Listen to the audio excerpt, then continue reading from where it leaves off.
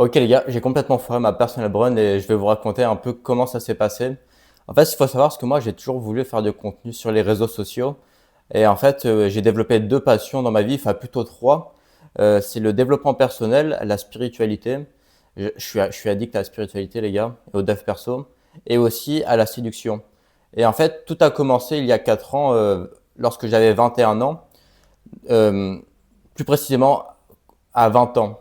Voilà, quand j'avais 20 ans, en fait, ce qu'il faut savoir, c'est qu'avant, moi, dans mon adolescence, j'étais j'étais pas vraiment heureux. J'avais une vie vraiment nulle, c'est-à-dire que j'étais tombé un peu dans le cannabis, dans l'alcool, dans les soirées. J'étais très complexé.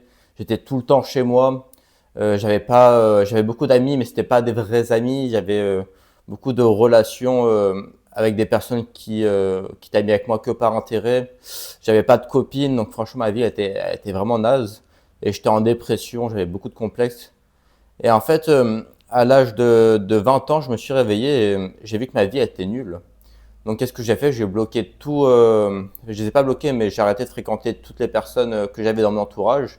Parce que c'était pas des personnes qui étaient fréquentables pour moi. C'est-à-dire que eux, ils voulaient pas vraiment mon bien. À chaque fois que je voulais m'en sortir, on dirait que j'étais un camé, pas du tout, tu vois. Mais à chaque fois que je voulais arrêter d'aller en soirée, de boire d'alcool ou de fumer, bah eux, ils me faisaient me sentir coupable de pas faire ça. Limite, ils me forçaient, tu vois, à fumer. Pas ils me mettaient la pression, mais tu vois, sens où ils m'encourageaient à faire ça. Enfin bref, on s'en fout. On s'en fout. Mais voilà, tout ça pour dire que j'ai drastiquement changé mon cercle social. Donc, c'est fait que je me suis retrouvé seul à 20 ans, ou 21 ans, je ne me rappelle plus précisément. Mais en tout cas, je me suis retrouvé seul et là, j'ai commencé à développer ma personnalité, à travailler sur moi de manière vraiment intense ces 4 dernières années jusqu'à aujourd'hui, j'ai 24 ans. Et en fait, tout a commencé par une séance chez un psychothérapeute pour travailler un peu sur mes croyances limitantes, mes traumas. Et grâce à ça, tu vois, j'ai fait des gros progrès. Et j'ai commencé à tomber sur YouTube sur des vidéos de dev perso que j'ai consommé à la mort, les gars. J'ai vraiment consommé comme un porc, et ce qui fait que j'ai commencé à faire du sport. J'ai commencé à vraiment travailler ma propre identité. J'ai fait un gros travail d'introspection. Et aussi, ce qui a changé ma vie, c'est la spiritualité. Mais pas la spiritualité religieuse, une spiritualité vraiment intérieure. C'est-à-dire que moi, j'ai pas vraiment de croyance, je suis plus dans la pratique et dans l'étude de tout ce qui touche à la spiritualité. J'aime beaucoup l'ésotérisme, par exemple. Et, mais quand je dis dans la pratique, c'est-à-dire que moi, je crois que ce que je vois. Donc, je suis pas vraiment dans des croyances irrationnelles. Mais je suis énormément dans la spiritualité, je fais de la méditation, etc. Enfin bref, donc là, pour revenir à ma personal brand, euh, j'ai toujours apprécié les youtubeurs que je voyais dans le développement personnel. Je trouve ça très intéressant ce qu'ils faisaient, parce qu'ils m'ont apporté beaucoup de valeur, ils m'ont apporté vraiment des moments de réconfort aussi quand j'étais tout seul. Ça me faisait vraiment plaisir de pouvoir regarder des personnes inspirantes qui m'apportaient un peu de peps dans mon quotidien. Et en fait, aujourd'hui, après avoir beaucoup travaillé sur moi-même, je suis devenu une personne totalement différente de ce que j'étais avant. C'est-à-dire qu'aujourd'hui, j'ai confiance en moi, je suis très très bien dans ma peau. J'ai des amis maintenant et des vrais amis, des amis qui sont alignés avec moi et sur qui je peux compter. J'ai beaucoup de succès avec les femmes parce que j'ai fait un vrai travail de fond là-dessus. Ça, on y reviendra plus tard. Et donc, ces 3 dernières années, j'ai essayé de lancer, tu vois, des chaînes YouTube, mais à chaque fois, j'étais pas persistant. Chaque fois, j'abandonnais. Et là, en fait, récemment, ça a été une année décisive pour moi, 2026, parce que je suis allé très, très, très, très loin dans mon dev perso avec les femmes, et avec les femmes, pardon, dans le sens où, en fait, ça faisait 3 ans que je voulais faire de la drague de rue. Pourquoi? Parce qu'en fait, j'avais essayé les applications de rencontres, j'avais essayé Instagram, envoyer des messages aux meufs, etc. Mais ça marchait pas, tu vois. Sur les sites de rencontres, j'avais zéro like, les gars. Vraiment, c'est pénible les sites de rencontres parce que ça te tue ton ego et ça te fait penser que t'as pas de valeur alors que si, tu vois. C'est juste que tu peux pas te baser sur un algorithme qui te propulse et en fait, les femmes te jugent que sur ton physique ou sur ta bio. Ça marche pas comme ça en fait. Alors que dans la vraie vie, la femme, elle peut t'analyser déjà physiquement, t'analyse physiquement, sur ton non-verbal et sur ton énergie, donc aussi sur ce que tu dis. Donc là, elle peut vraiment te juger sur des choses concrètes, alors que si on te juge sur une photo et sur une bio, franchement, c'est c'est pas vraiment efficace. Et en plus, j'ai l'impression d'être au supermarché, tu vois. Moi, je suis pas un produit, je suis pas à vendre, donc je me mets pas sur. Donc, je me sentais mal à l'aise d'être sur les réseaux de rencontres, ces sites de rencontres. Donc, voilà, ça j'ai arrêté. Et je me suis dit, ok, la seule solution, parce que moi, j'aime pas les boîtes de nuit, je sors pas le soir, les gars. Moi, le soir, je dors. Le soir, moi, je dors, les gars. Je vais pas en boîte, ça m'intéresse pas parce que je bois pas d'alcool, je fume pas. Et je prends même pas de plaisir non plus à aller en boîte. Donc je me suis dit, ok, le seul moyen de faire des rencontres, en fait, c'est dans la vraie vie, mais dans la rue, tu vois, parce que je drague pas non plus dans mon cercle social. Et du coup, là, pendant ces 2 dernières années, je sortais tout le temps dans la rue pour faire ça. Mais j'avais très peur du rejet parce que j'avais beaucoup de traumatisme par rapport à ça. J'avais peur de ne pas plaire. J'avais beaucoup de croyances limitantes avant d'aborder une meuf. Je me disais, ah non, je peux pas, non, elle est trop bien pour moi. Ah, mais elle, jamais de la vie, elle acceptera de me fréquenter. Ah non, non, non, celle-là, elle est trop belle. Plein d'excuses. Du coup, les seuls moments où j'allais aborder des femmes, c'est des femmes que je jugeais pas très belles physiquement, mais c'est subjectif la beauté. Par rapport à mes propres critères de beauté, j'allais voir que les femmes qui ne me plaisaient pas, parce que je me disais que ça allait être facile pour moi, comme elle n'avait sûrement pas de succès. Petit indice, ça c'est faux. Pourquoi? Parce qu'en fait, d'après mon expérience de drague de rue, où j'ai abordé plus de 1000 femmes dans ma vie, les gars, les femmes les moins belles lorsqu'on se base sur des critères de beauté euh, globaux que la société te donne, les gars, on va pas parler chinois. Les femmes les plus moches, voilà, je dis les termes. Les femmes les plus moches sont les plus méchantes et les plus difficiles. La vérité, les gars, ce sont les plus difficiles et les plus méchantes. Toutes les fois que je me suis fait recal méchamment, c'était que des filles qui étaient éclatées.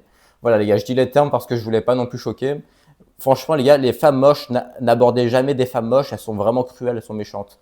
La vérité. Pourquoi? Parce que soit, il y a trois choses. Soit elle va se venger sur toi de tous ces moments où c'est pas abordé, donc toi tu viens, elle va se dire, oh putain, j'ai l'opportunité, je vais tirer une balle de sniper dans la tête.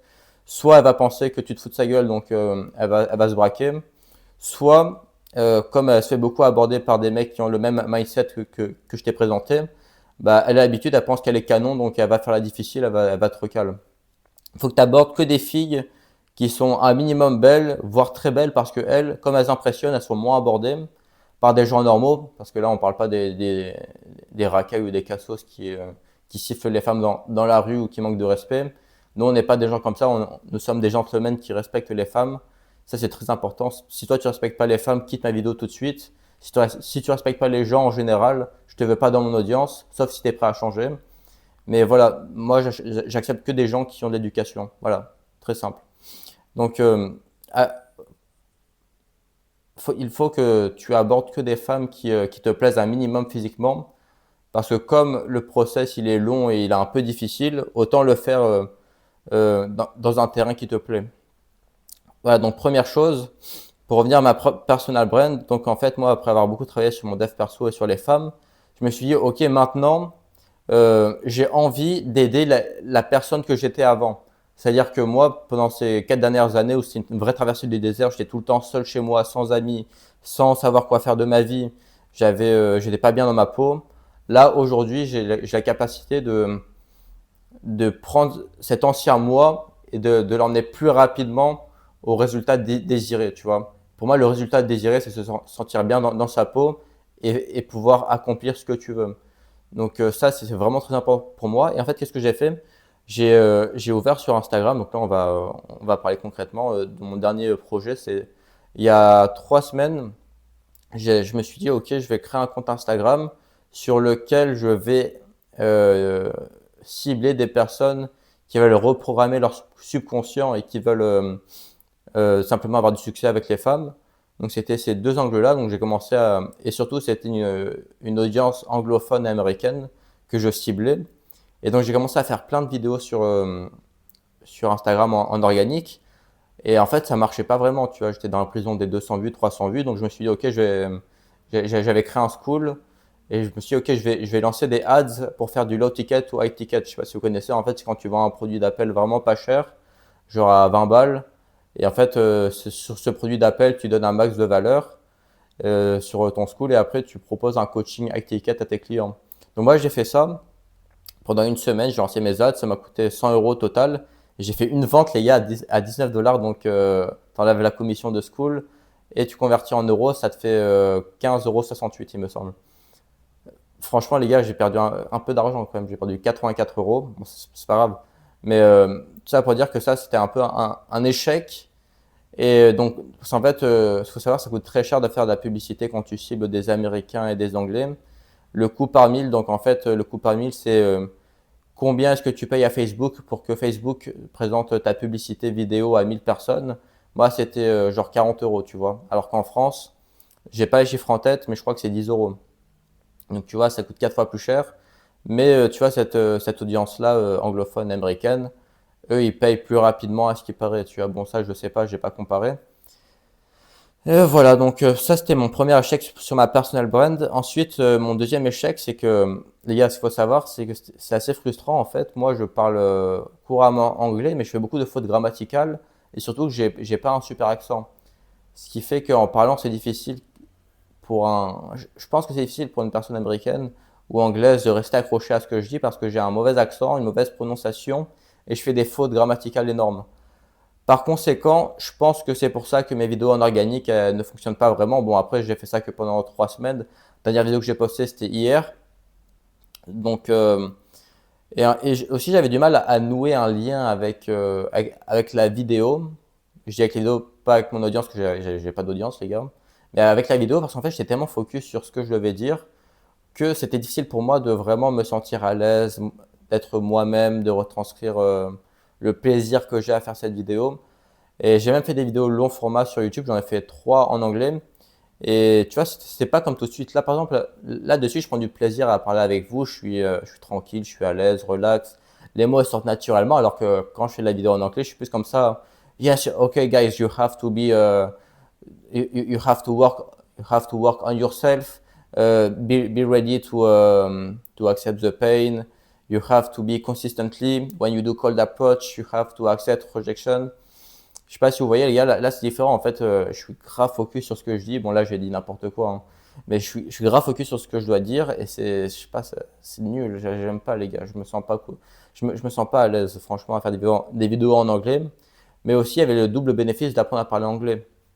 Mais du coup là ma personal brand en anglais c'était un peu naze, un peu un échec. Plus il y avait un problème de positionnement, c'est-à-dire qu'au début je voulais aider les gens à reprogrammer leur subconscient tout en faisant de la drague de rue, sauf qu'en fait, ça c'est trop général. Donc, j'ai basculé sur je t'aide à bâtir ton identité et je suis expert en séduction. Là, c'était plutôt sympa, c'était mieux, je trouve. Et au final, j'ai plutôt choisi de dire que j'aide les personnes timides qui sont anxieuses, donc par rapport aux personnes qui ont peur du rejet. Parce que moi, j'étais comme ça avant, j'étais timide et j'avais peur du rejet, à avoir du succès avec les femmes et à décrocher leur premier date. Et en fait, je trouve que ce dernier positionnement, c'était le meilleur. Donc ça, c'est ce que j'ai mis dans ma nouvelle page Instagram, que cette fois-ci, je vais faire que en français, parce que j'ai aussi cette croyance limitante que l'audience allait être limitée si je faisais en français plutôt qu'en anglais. Et donc ça, on verra. On verra ce que ça donne. Parce que je vais proposer Pardon, c'est mon chien. Je vais proposer du coaching sur Instagram aux Français maintenant plutôt qu'aux Anglais. Et aussi ma chaîne YouTube, là, je vais la faire en français parce que c'est beaucoup plus cool. Je vais pouvoir partager des vidéos chill comme ça qui me font plaisir. Et voilà, donc c'est pour ça que ma personal brand, ça a été un échec, les gars, parce que j'ai perdu 3 semaines. J'ai pas perdu 3 semaines, c'est ultra bénéfique parce que j'ai appris à faire des montages. Je me suis amélioré en anglais, les gars. J'ai appris des leçons sur créer une personal brand. Franchement, c'est 85 € pour apprendre tout ça.